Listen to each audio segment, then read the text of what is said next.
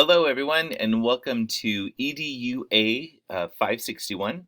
My name is Will Netterson, and I'm going to be your instructor for the course for these 8 weeks that we're working together. Happy summer. Um, my background, and I think you can read it as well, I've been in education for 25 years. I'm currently the coordinator of the adult education program for Tustin Unified School District. This is my fourth year doing that. I've spent 11 years as an elementary school principal.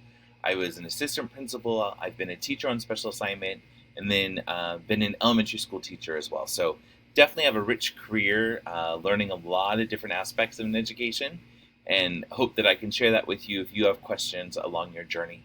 On top of that, I'm a husband, proud husband, been married for 23 years, have two kiddos. We're about to celebrate my daughter's graduation from high school, my youngest, and my son is at Saddleback Community College. I want to start off with by saying I'm here to help you. I'm here to support you. I'm here to reflect with you. I'm here to maybe give you reflective questions to think as you're processing through looking at cycle one, the analyzing data to inform school improvement and promote equity. It really is about trying to identify an area of gap, an equity gap area, and creating a plan to try and look at how to close that gap. And again, uh, build that out. Doesn't mean that you're going to implement the plan, but you're going to be writing it out for your portfolio for submission to Pearson View for the Cal APA. I appreciate phone calls. I'm great with texting and emailing.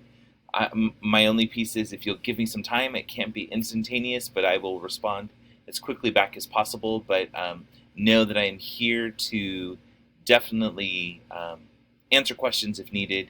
But I really want to encourage also the peer feedback communication that's going to be happening, because that is going to be the primary focus of this course, is interacting with each other to really score well on your tasks for the different elements of steps 1, 2, 3, and 4.